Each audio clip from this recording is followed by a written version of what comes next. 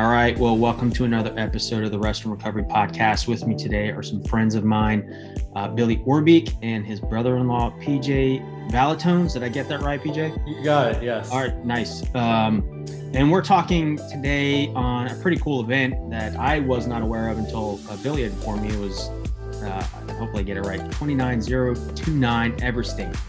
Is that right? Yep, 29029 Everesting. All right. And so this is a pretty cool event, but before we kind of dig into that, maybe, guys, just a little bit of background on yourself. Billy, I know PJ, you and I just chatted a little bit offline, but PJ, so you're a trainer, is that right? Correct. Yeah, I own a interval training studio here in Grosse Point, Michigan.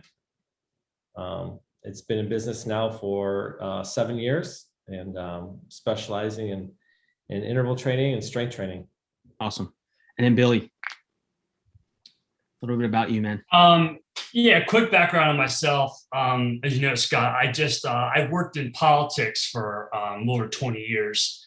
I had a great career working with members of Congress and U.S. senators and a couple of Fortune 500 companies. And over the years, the last probably half of my career, one thing my wife and I find we would kind of every weekend read the paper and read these various articles on just the declining mental health state of our country's youth. You have, increased anxiety rates and depression rates and suicide rates of our youth. And we'd read these articles and say, wow, that's really horrible. Okay, honey, let's go to brunch, and do nothing about it. And so over several years, we really kind of, thought about what we can do in our life to help kind of maybe try to make a difference. And, as you know, Scott and PJ knows too, two things. One is I've been really physically active my entire life ever since I was playing t-ball when I was 5 years old. Grew up playing sports and skiing. And also I found, as you know, Scott and PJ, I'm a follower of Jesus and, found Christ in my early 30s. And this, I'm an overall very, very happy person. And so one thing I've kind of researched over the years is, two data points, which I found striking was in relation to really the increase of anxiety and depression among our youth is the amount to don't believe in a God. So there's no kind of rock, a foundation of faith in their life. And also something I think we all know about as being active adults is how much physical activity helps with mental health, and this has been scientifically proven, whether through endorphins, through dopamine. And so one thing my wife and I really prayed about and thought about over the years is, we've been blessed with a very successful company, and we decided to sell it and to do two things. One is to go into full-time ministry to help kind of with our youth and their faith, but also to begin going into personal training and really trying to help not only young people, but all adults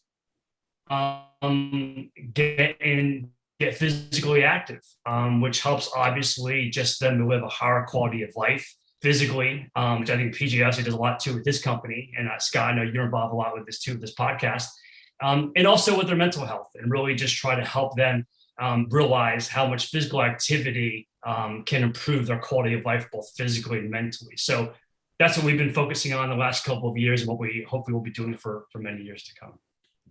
Yeah, I think you hit on some tremendous points, and I'm quite confident it will integrate into the conversation around the event, the Everesting event. But yeah, as I've learned over the last 2 years, kind of always known is that mind-body connection and that spiritual aspect, how important that is to have all of them working in some fashion towards progress. So, to that point, what maybe who was the mastermind to join this Everesting event to do the peaks? So who was that? That would be me. I was kind of following a couple guys on Instagram, Jessie Seitzler and Colin O'Brady. They're both founders of this event, and it kind of got me looking at this event. And it seemed pretty crazy and something that I was interested in doing. And it actually took me probably a solid year before I picked up the phone to call Billy. And it took him about 5 seconds to say yes to the event. So it was If great. it's crazy, I'm in. Exactly. It was just checking the schedule and checking with the wife, and she said yes. And so I was in. We signed up, I think, that night, PJ. We just got online and did it because it was. They do, I think, 4 or 5 of these events throughout the year. They do one in Idaho in Sun Valley, one in Vermont, and 2 separate ones in Utah. If my memory serves correctly, they were all sold out except for the one in Utah. I think like 40 or 50 spots left. So we jumped on that pretty fast. Nice. So maybe PJ, just explain a little bit behind the event. Like what is the event? So 29 is an endurance event. So they want to bring Everest here to the States. So the goal is to climb 29,029 vertical feet, the equivalent of Mount Everest. Okay. So the way that we can do this is this event that Billy and I and our other buddy JT participated in was in Utah, and we had to summit Snow Basin Mountain 13 times to equal Mount Everest. Wow. So what that means is summit the mountain, take a 15-minute gondola ride back down, and then repeat. Sequentially, you just keep doing that for 13 times? Correct. Straight? Well, we definitely broke to have some meals. There were some breakdown moments where we had to rest, especially you have 36 hours to complete it. Okay. So you have to kind of put together a strategy of when you rest, when you recover. It was a very well done event, very well supported as far as food goes. Not only food on the mountain for aid stations, but also solid food down in the lodge. And they also, I think something obviously that ties into this Rest and Recovery podcast is they had stretch therapists and massage therapists at the base of the mountain to help you recover. Nice. Which is very helpful. So you kind of have to strategize, okay, when do I go get food? When do I maybe rest? When do I shower? When do I change my clothes? When do I get a massage? In order to make sure you recover and be able to still complete the task in 36 hours. All right. So you guys are pretty fit gentlemen. Like, what was your preparation though, the training leading up to that? How did you guys prepare? Because other than data points on a sheet and explaining what it is, if you've never done that, like how do you physically prepare for that? Go ahead, PJ. Well, I come from an interval training strength background. So that was one thing that I didn't want to fail at. So that'd be pretty embarrassing if I showed up this event and I wasn't strong enough.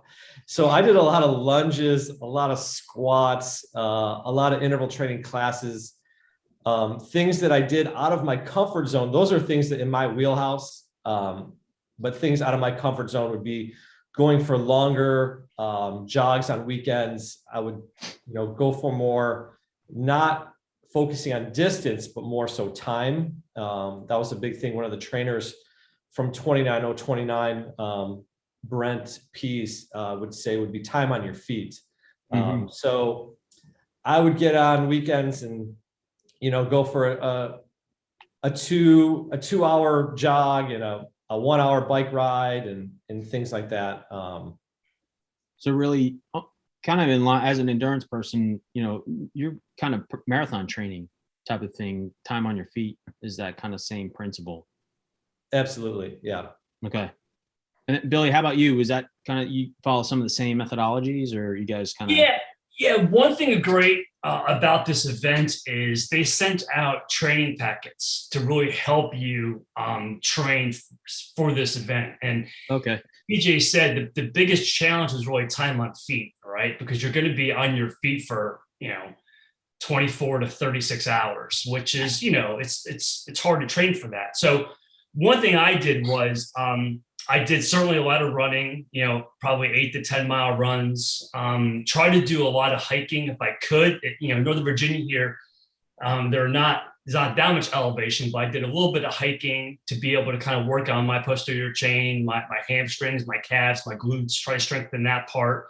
And then one thing I also did was, the end of the training, they recommended you do up to 12 hours of on your feet training on a certain Saturday, or over 20 hours of on the feet training through the course of the week, which is really hard to find that time, right? Yeah. So, but one thing I did kind of my peak week is I did 3 days of 6 hours of training. So I would do trying to simulate the mountain. So I would do a 45-minute, whether it be a run or a bike ride or a hike, and then take 15 minutes of rest to kind of simulate the gondola ride down, and then do 45 minutes again and do that for 6 hours straight, to really get my time on feet, to try to get my nutrition in line.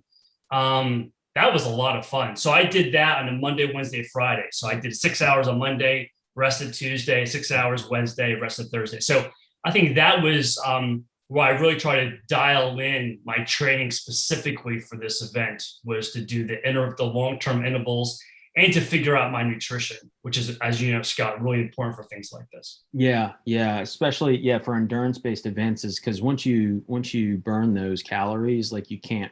If you get behind, you can't recover.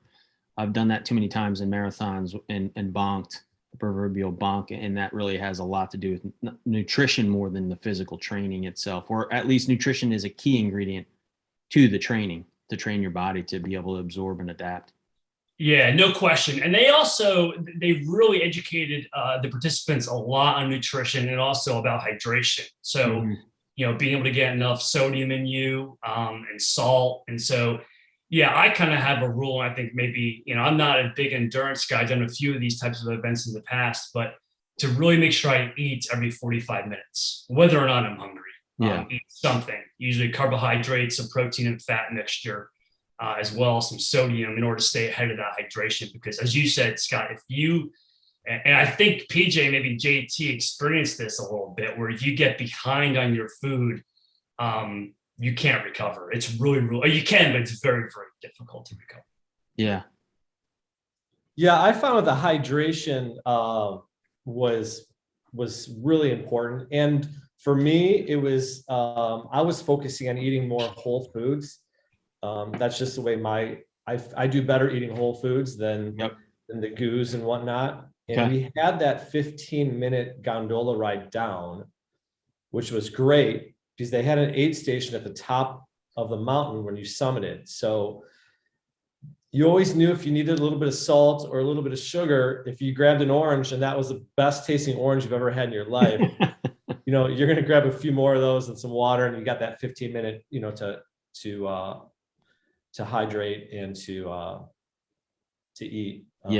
But I do remember eating a bag of potato chips, and it was the best bag of potato chips I've ever had in my life. So it was my body telling me I needed some sodium. Yeah. Sure. Yeah, I'm sure. And sodium and carbs right there.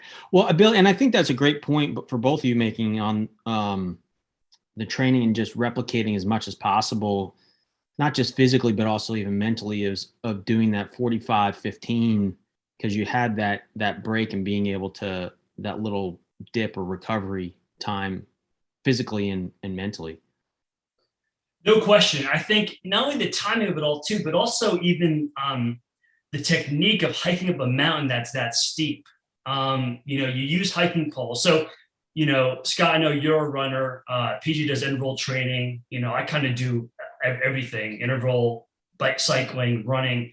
But hiking up steep inclines is something that, I know, I don't think PJ, I can speak for PJ too, we just don't do that often. So trying to get the technique down of being able to hike up a mountain so that you put certain stresses, you have hiking poles. So you use your poles to help pull yourself up. The way you land on your foot, the way you lock out your knee to put some more pressure on your exoskeleton as opposed to your muscles. Just really trying to get technique down too, because as you're going through this, it's not the same as cycling. It's not the same as running. They're different muscles. You're using different, tendons and ligaments. So really figuring out your technique, I think, is really important. Something I'm sure we can get into too is I remember the first day we got there, we were eating lunch or dinner, and one of the coaches came up to us, to me, PJ, and JT, and we asked her for some advice. And she's like, whatever you think is going to happen, it's going to be worse. Something bad's going to happen. And we're like, dude, like, you're killing us. But she was right. Like, I really thought that I was going to feel pain in my calves, my Achilles, and my hamstrings. And we can get into this later as you got to do a full body scan, but like the top of my foot was in serious pain, and my thumb from the pole, like things you would not expect, was causing discomfort, and you had to really adjust to compensate for that. So it was very, very interesting. Yeah, I was going to ask you about that for you guys with the poles, because I mean that's not something, unless you're somebody who's avid in doing it, like you said, that's a tool that requires technique, but like your hands are gonna get tired. So like, did you guys train with poles? Well, I'm sorry, PJ. I did. However, what's interesting is that, you know, I'm a skier, so I'm thinking to myself, okay, just like ski poles, right? You just kind of use your hands. Well, they do have coaches, and they have sessions the night before the hike of like kind of showing you how to use the poles. And one coach was Chad Wright, who is a very famous endurance athlete and just a fabulous guy. And one thing he mentioned was the way you hold your poles, you put your hand through the strap and you really pull on the strap with your wrist and your palm of your hand. So you're not gripping the pole super tight, because if you did, your hands would just get exhausted and maybe you even get blisters. So you really use the pole to kind of, the strap of the pole to pull yourself up to your wrist, if that makes any sense. Yeah, it does. So I never thought of that. Right. And so having the coaches that will really show you the best way of using the poles, I think was helpful, at least for me. Otherwise, I would have just gripped it and I would have been exhausted after a couple of summits. Yeah, that was huge when we got to hear from the specialist the night before and giving us those tips that, you know, we may have known or just reminded us. But the poles for me were a non-issue. They saved me, if anything. I mean, there were probably some summits where I felt like I was using more arms and pull than even my legs. You know, it was, you know, you're really using the dig in and pull through. So I couldn't imagine doing this event without the pulls. Yeah, I'm sure. And so going to Billy, you had mentioned something, but on the mental side of it, of expectation. So what was something, and maybe PJ, I'll start with you, that surprised you about the experience? Something that surprised me was my heart rate elevation. I was training in a zone, you know, 1-2 when I would do my long cardio sessions. I knew that I was going to be on that mountain for a long time. I knew it wasn't a sprint. But when I got out on that mountain and I started climbing on those inclines, my heart rate was, I would say I was getting up to like 80-90% max. And that really kind of took me back. You know, I really had to focus in on my breathing, and try to lower my heart rate as much as I could, slow my pace down a little bit. But that was one thing I was not expecting, was my heart rate to be so high for so long. Yeah. And that kind of makes me think, going back to the early comment on the nutrition and how that'll drain your body faster, and the importance of having that high level of nutrition and supplementation. Yeah. And I would have to say there was a few other moments, you know, at Summit 3, our first summit, we were rocking and rolling. We were feeling good. You know, we got up there in an hour. It was like, all right, man, at this pace, we're going to be done in 15 hours. But every summit, we started slowing down a little bit. At summit number 3, I knew this event was for real. I knew that this was going to be a grind. And it really hit me at summit number 5, because that was our first break. We did 5 summits and then broke for lunch. And that was 8 hours. And we were like, I'm thinking to myself, I just worked very hard at a high elevated heart rate for 8 straight hours. And I have 5 summits in. I have, you know, it kind of was like, yeah, you're just over a third of the way in. Yeah, that was my first kind of realization that this is this is going to be a real big grind. Yeah, for sure. Wow. What about you, Billy? I guess not the, well, I'm going to get deep, I guess, but what struck me about this event was really the mental side. The physical side, you're going into the events like these, you get very nervous, right? You don't know if you're going to have an injury, if you're going to have a blister. Thank the Lord, that didn't happen to me. I was very comfortable the whole time, didn't get any blisters, didn't get any injuries. But one thing, they kind of encourage you to do through the course of your hiking is to keep doing kind of a full body scan to see kind of how your body feels. So I was constantly just scanning my body, and I guess two things where I was feeling some discomfort. One was, which was weird again. I expected to feel pain in my Achilles, my calves, my posterior chain, but I was feeling it in the top of my foot. For some reason, maybe the way my foot was landing on the ground, but the top of my foot was really aching. And then my left thumb, I sprained years ago skiing. And so using, I guess, the pole, the way it was pulling on my thumb was hurting. So, I had to adjust both my gait to help with my foot discomfort and then adjust how I kind of grip the poles to help with my thumb discomfort. And then what was happening as I was walking up the mountain, and you have a lot of time to yourself, you're talking to people, of course, and talking to PJ and JT, but you then begin doing a full scan of not only your body, but then you start doing a scan of just, your life, your emotional state, of where you are and whether in your job. In my case, I was really doing a full body scan of my relationships with my family and my wife, and I'm in ministry with people who I'm ministering to, and I just really was thinking a lot about how I could be a better person.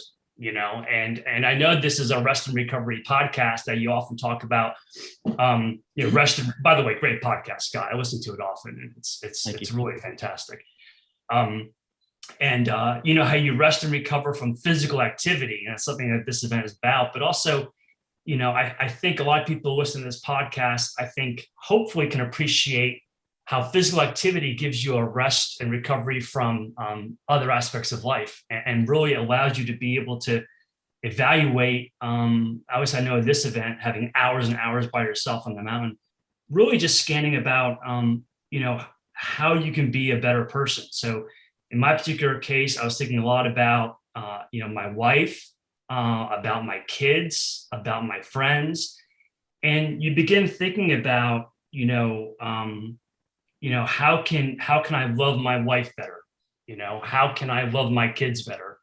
How can I become a better friend to my friends? And also too, not only, who can I love better, but also at times, are there relationships in my life where I need to set more boundaries too, right.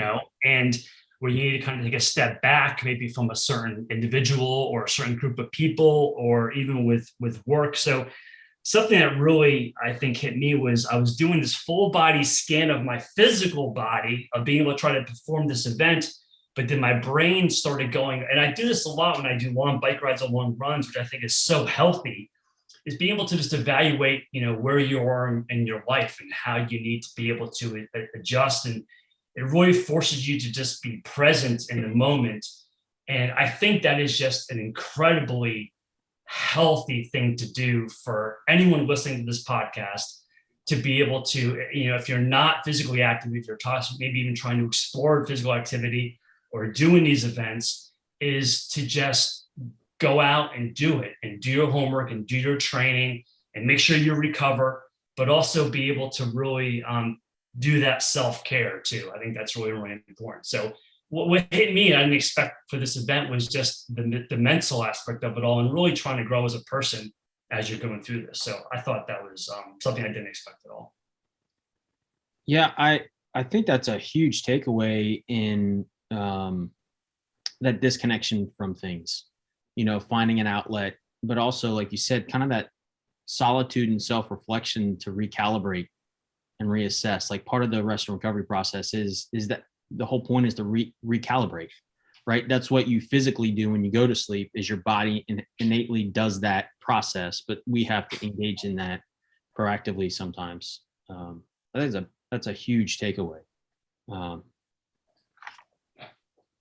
any additional thoughts or from your perspective? Or no, I definitely would agree with Billy though. There's a lot of time thinking, a lot of time self-reflection, just concentrating on one step at a time, one breath at a time.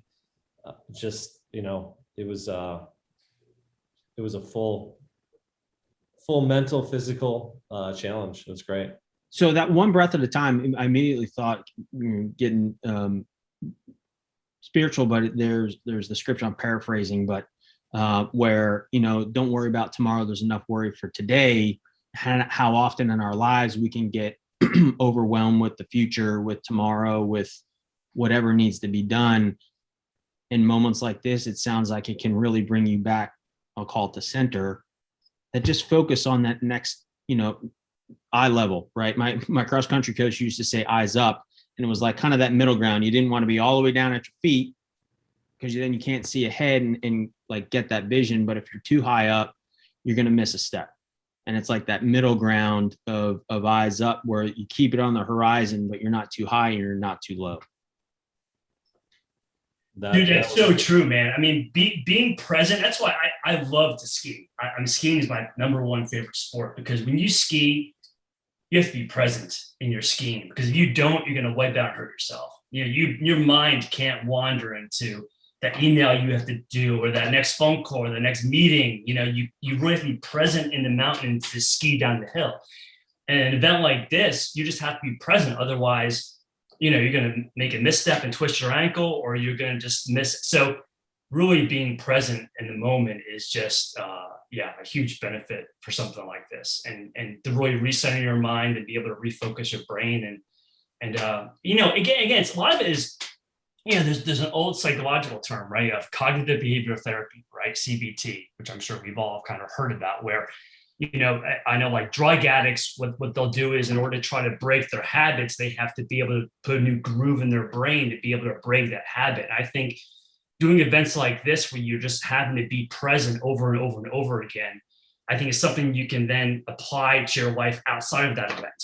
Whether it's being on the mountain doing Everesting, whether it's doing a marathon or a century bike ride or whatever, is if you can be present, and it's very hard to do. Right. I mean, God, we're all parents. We all got jobs. We're always thinking about the next thing, about future and retirement and money and college education and everything else. But if you can be just present in the moment as often as possible, I mean, that's where you really get, at least my opinion, that pure joy, to be able to really enjoy that moment in your life with your kids and your spouse and your friends and your job and your faith.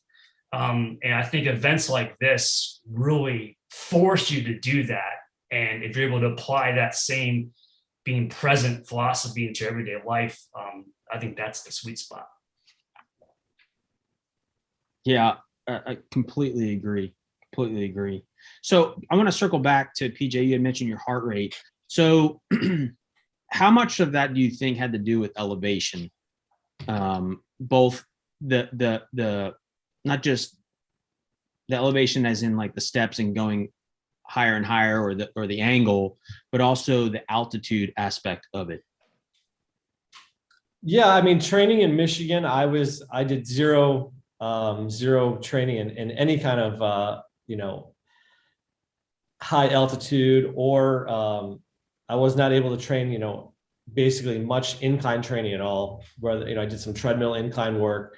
And there's little toboggan hills around in the neighborhood I'd run up and down a million times. But you just cannot simulate that. The Snow Basin Resort is at 6,000 and the summit was at, I think, just over 9,000. So, being at that elevation, walking at an average incline of, I think it was 12% was the average incline. Some parts were much steeper.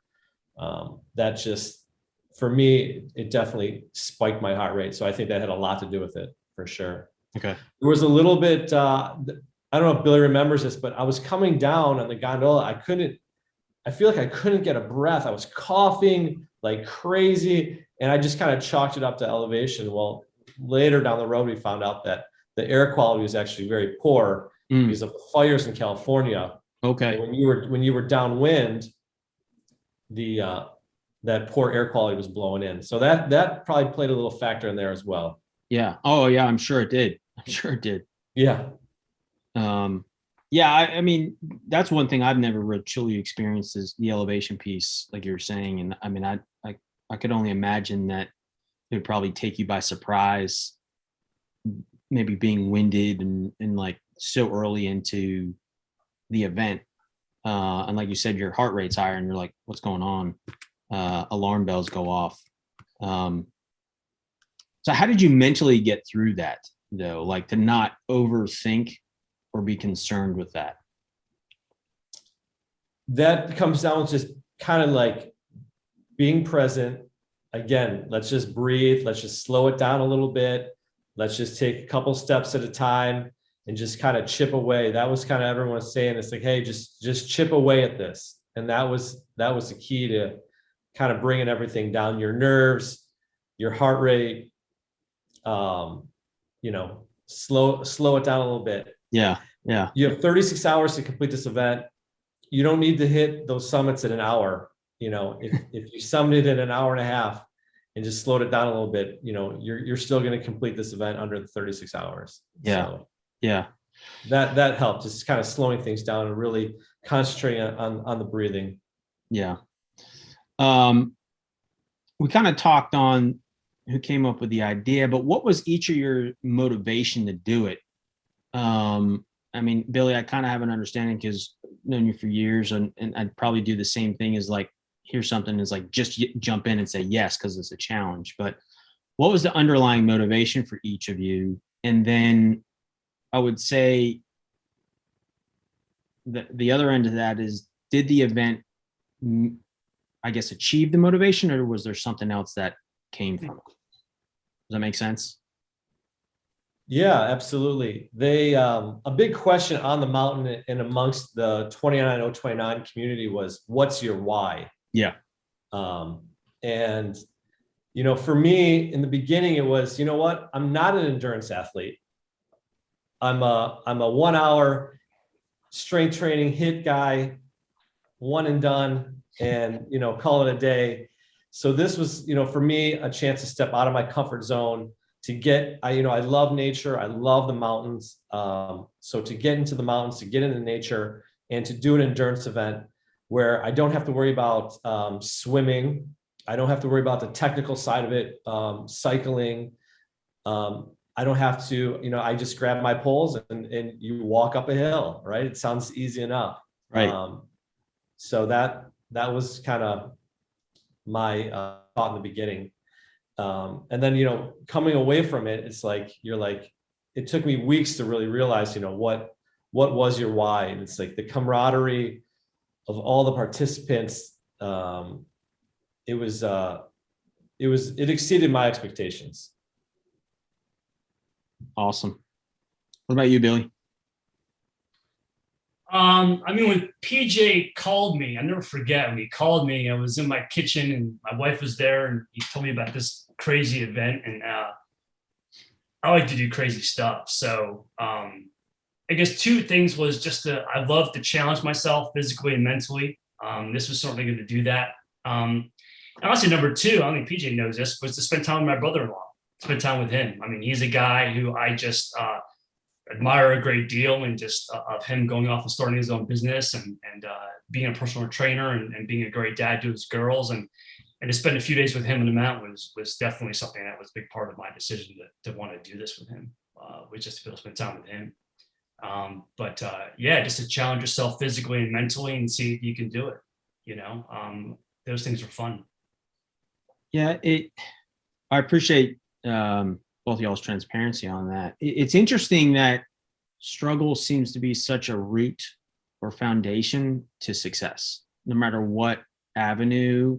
It's almost like you need that hurdle to get through things, and it ends up creating what I just heard from you is like community and relationship depth together, doing things together in community and finding that joy in that process is a pretty, I don't even know how it's articulated, but a pretty interesting dynamic that's what it ends up manifesting.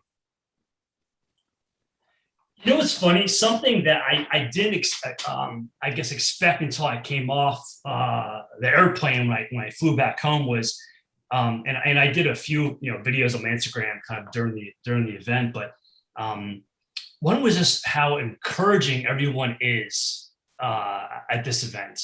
I mean, now again, we were in this little 4-day bubble where, no one was wearing a mask and no one was on their cell phones and social media and talking. So, there was no talk of COVID, there was no talk of politics, and we'll talk of faith with some different people. But one thing about it was you didn't know if people were Democrats, Republican, vaxxed, unvaxxed, gay, straight. No, you didn't, everyone was just there to help each other, right? Mm-hmm. Let's get up this darn mountain. Let's finish it together and let's go. It wasn't a race. It was you versus the mountain. And it was just a wonderful experience to have a community of 250 people just encouraging you. And one thing that was really cool about this event was you wore a bib, and on your bib had your name. So you walk up the mountain and you hear behind you, "Come on, Billy, you can do this." I'm like, who the heck knows my name? And well, it's on my bib, So it was really brilliant how they had everyone's name on your bib so you can kind of talk to each other, encourage each other. And then what hit me is, again, I flew back and I'm in this 4-day bubble. I'm off this high of doing this and just happy. And you get back into reality of just whether it's the media, social media, whatever, of just everyone attacking each other, right? And just whether they're fighting each other over, again, politics, COVID, masks, vaccine. I mean, and I get people, don't get me wrong. I understand people are concerned over some issues, but end of the day, let's all kind of pull in the same direction and help each other out. And that's something that I just was, I guess, both encouraged and disappointed in is the encouragement of the community, which was so fantastic, but then also coming back to reality and just the disappointment of, again, the lack of encouragement in society. And I just, if we can somehow, again, another takeaway is just take that positivity and apply it to our everyday lives would be really, really helpful. But the encouragement of the community of this event was just fantastic.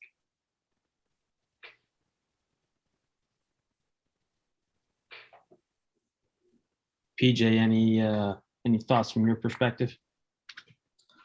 No, I mean, I would agree 100% with Billy that I'm not a guy that's really, into like, hey, yeah, let's do, rah, rah, let's all kind of like, hug it out and come together. But this community just kind of, it was something different about it. It didn't matter, like Billy was saying, it didn't matter what your background was. It didn't matter your age. It didn't matter anything about you. You showed up. You're on the mountain together. And another good thing that Billy pointed out, that this is not a race. So there is not a first, second, third place. There's not a special prize for the first one done. Everyone's goal is to complete 29,029 vertical feet in 36 hours.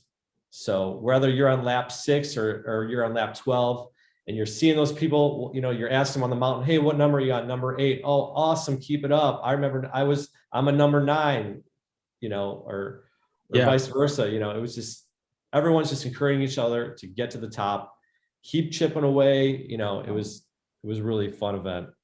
And I think it's interesting you brought that up. I noticed on the website, quote, "This is not a race. This is you versus you." And I think it's an important thing that when you get to Billy's point, when you get back into real life, how one of the key things in society sometimes is the comparison trap.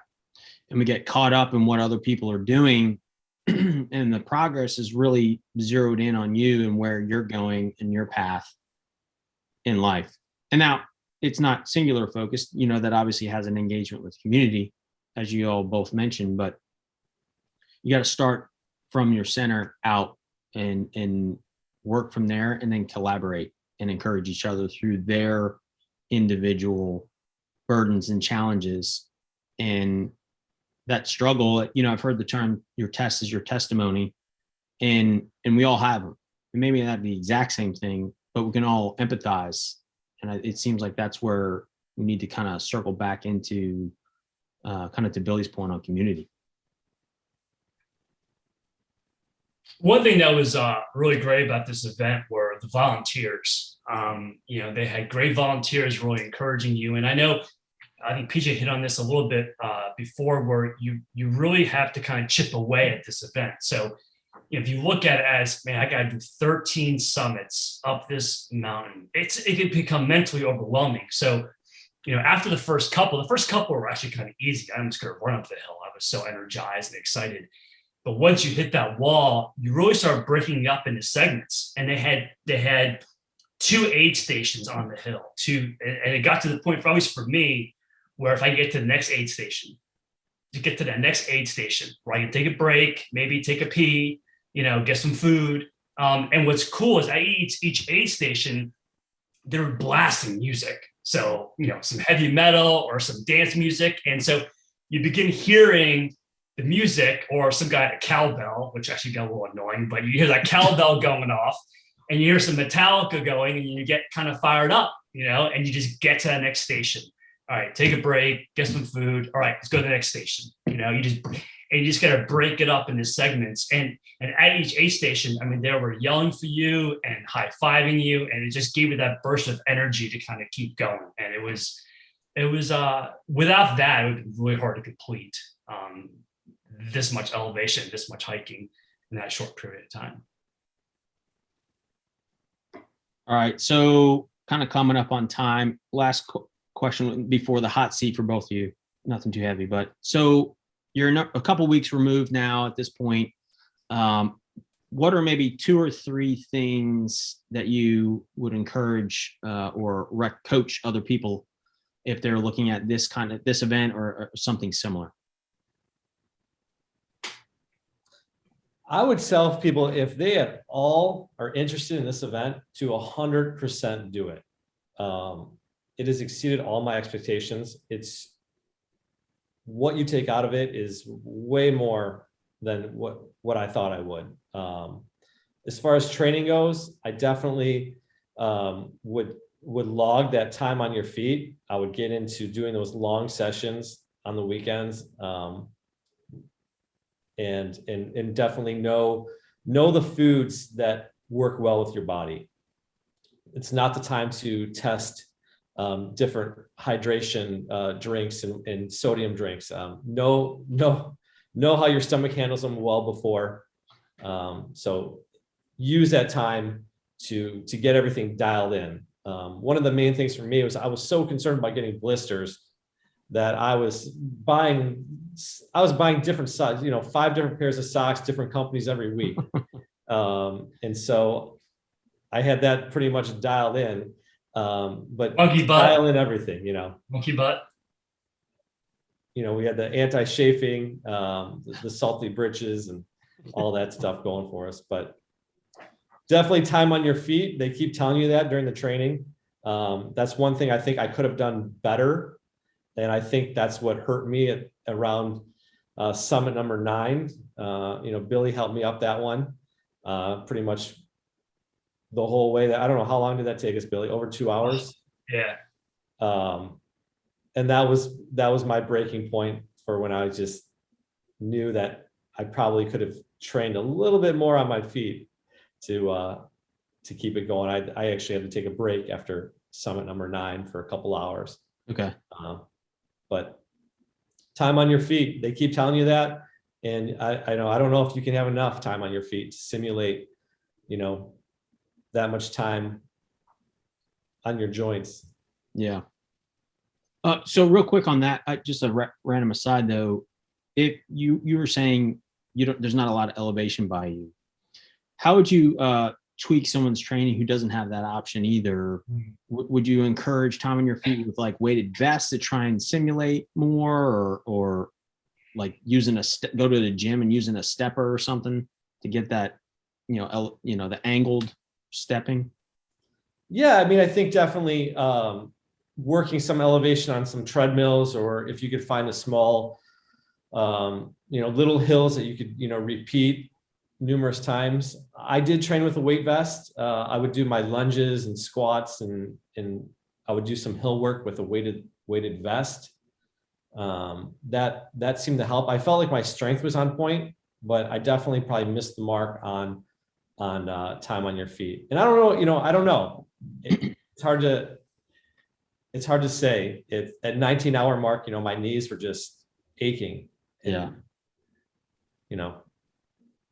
Maybe I could have prevented that with more time on my feet, or maybe it was just, my body telling me I needed a rest. Yeah, it could be. And that's, it goes back to the point of just the full body scan, right? Of understanding where you are at that moment and adapting or adjusting to keep going forward and not fully stop.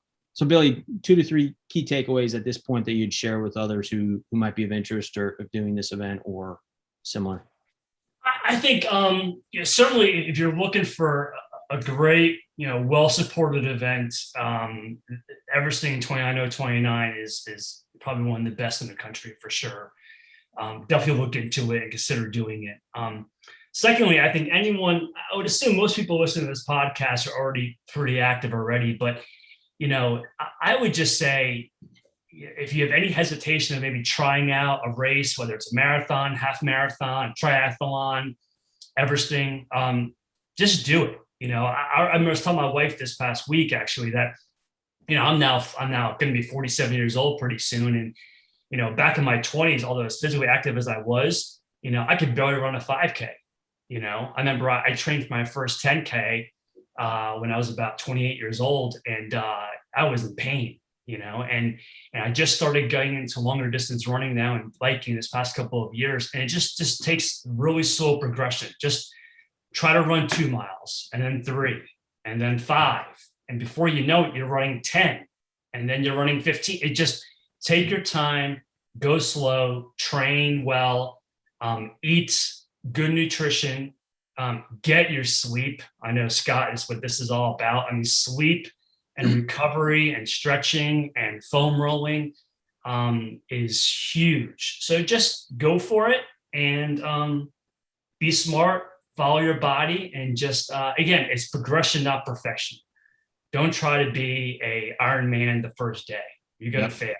It's just go slow and just hit that first mile and enjoy the process. Yeah, like they said, the you versus you today versus the guy yesterday or gal. That's right.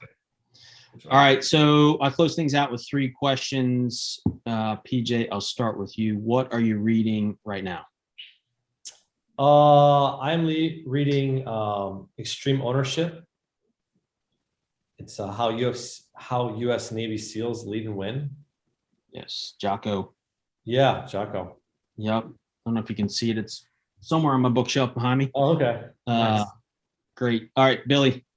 What are you reading? Actually, two books. I'm doing an audio book, one by Colin, who is a founder of Everesting, called The First Impossible. It's a great book. It is his story. He is the first person to cross Antarctica unassisted, solo by human power.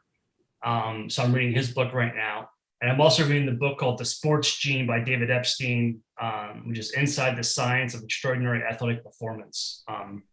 Very, very cool. So those are my 2 books. Awesome. All right. What are you listening to right now, whether it's music or podcast?